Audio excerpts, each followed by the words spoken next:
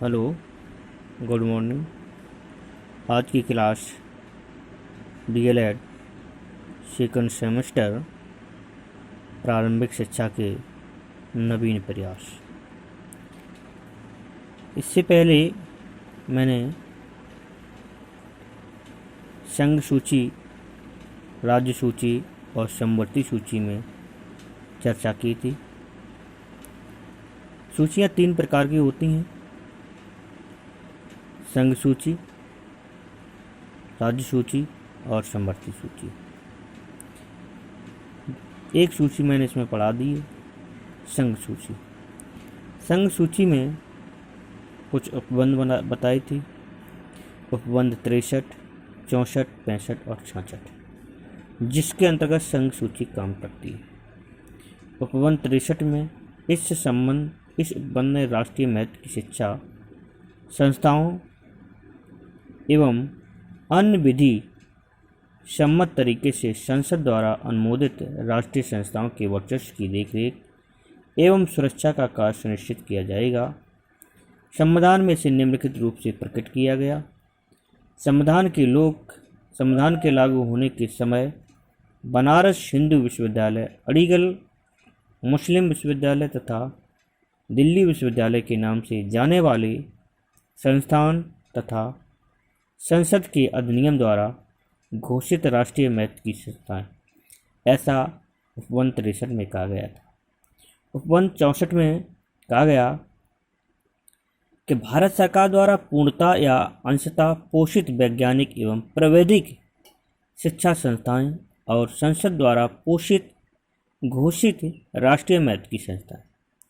65 में कहा गया सभी संघीय अभिकरण तथा संस्थाएं जो कि वृत्तांक, व्यावसायिक एवं प्राविधिक प्रशिक्षण, जिसमें आरक्षी पुलिस अधिकारियों का प्रशिक्षण भी है, ये आ पॉइंट में कहा गया था। बा पॉइंट में कहा गया था विशेष अध्ययनों एवं अनुसंधान की उन्नति के लिए। सा पॉइंट में अपराध अनुसंधान एवं उनमें प्राविधिक सहायता के लिए। उपबंध 66 में कहा गया शिक्षा सुविधाओं में समन्वय, उच्च शिक्षा का अनुसंधान एवं वैज्ञानिक तथा तकनीकी शिक्षा के स्तरों का निर्धारण। आज यहीं से हम आपको दूसरी हेडिंग बताएंगे। संघ सूची बता दी है, आज राज्य सूची होगी। राज्य सूची में इस सूची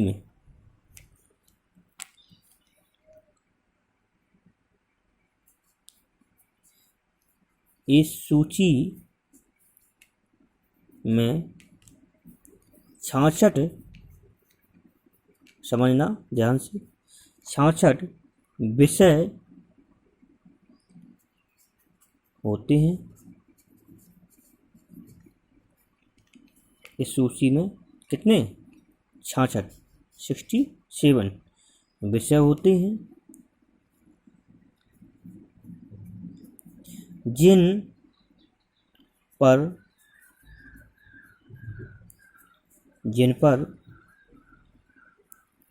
राज्य सरकारें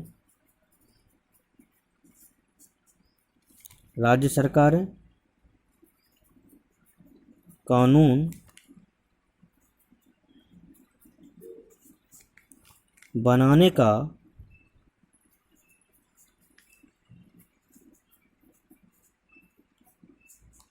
निर्णय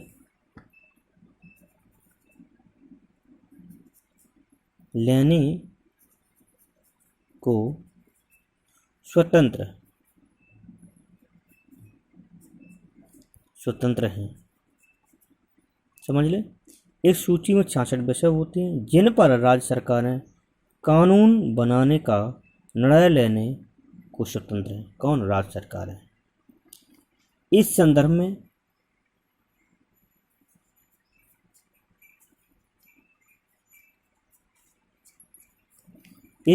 में 12 प्रविष्टि 12वीं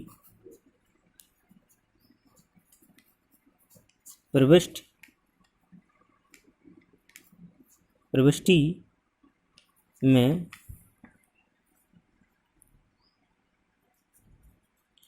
व्यक्त किया गया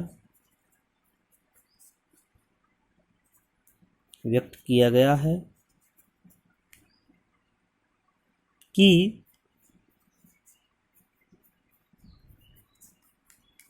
राज्य सरकार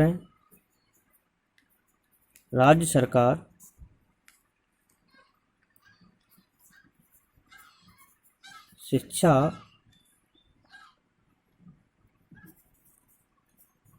के साथ साथ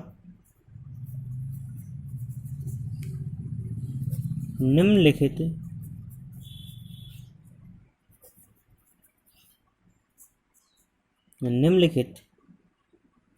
के प्रति भी उत्तरदायी है। राज्य नियंत्रित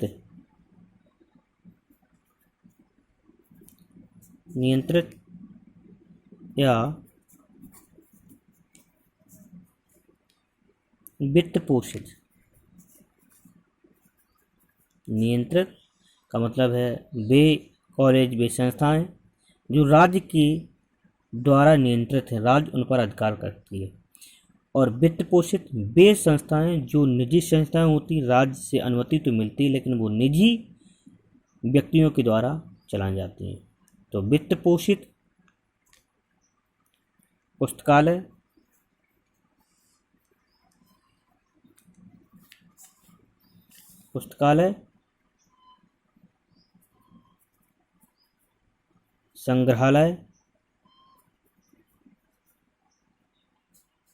संग्रहालय या अन्य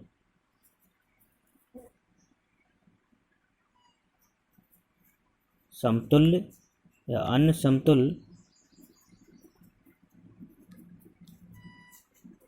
संस्थाएं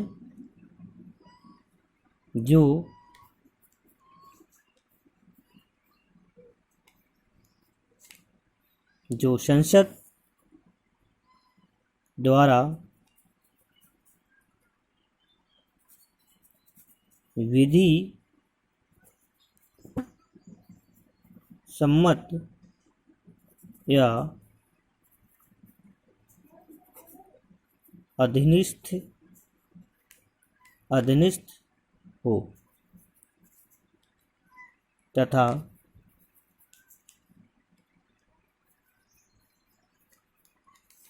राष्ट्रीय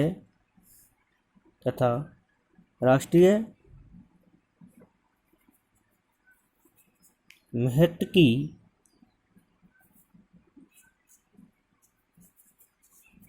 घोषणा की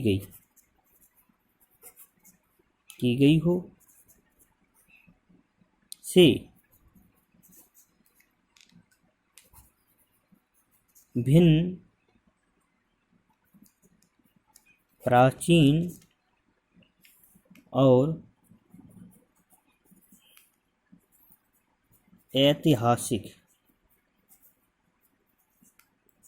और ऐतिहासिक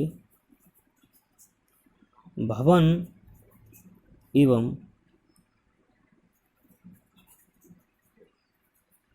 अभिलेख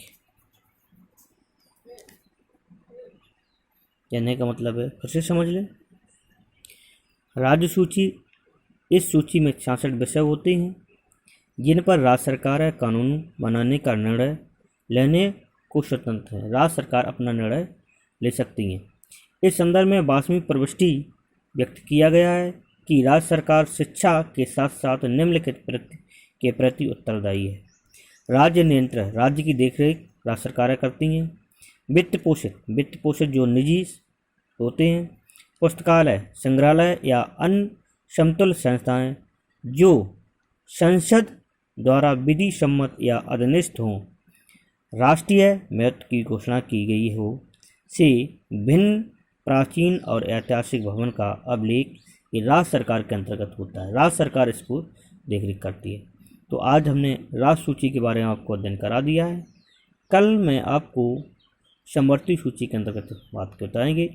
समवर्ती सूची में लगभग 16 पॉइंट हैं और 16 पॉइंटों को सभी को मैं बारी बारी से डिटेल्स से मैं समझाऊंगा। समवर्ती सूची में क्या कहा गया? समवर्ती सूची में इस सूची के अंतर्गत निम्नलिखित विषयों का समावेश किया गया है, जिसमें 14 विषय हैं। इसमें आपको एक विषय मिलेगा, एक पॉइंट मिलेगा 14 वर्ष तक के बालकों के लिए निःशुल्क और अनिवार्य शिक्षा। इसी शिक्षा के अंतर्गत ही समवर्ती सूची का अध्ययन कराया जाता। तो कल के लिए हम आपको समवर्ती सूची पढ़ाएंगे। इसके साथ आपका ये टॉपिक पूरा हो जाएगा। ओके, धन्यवाद।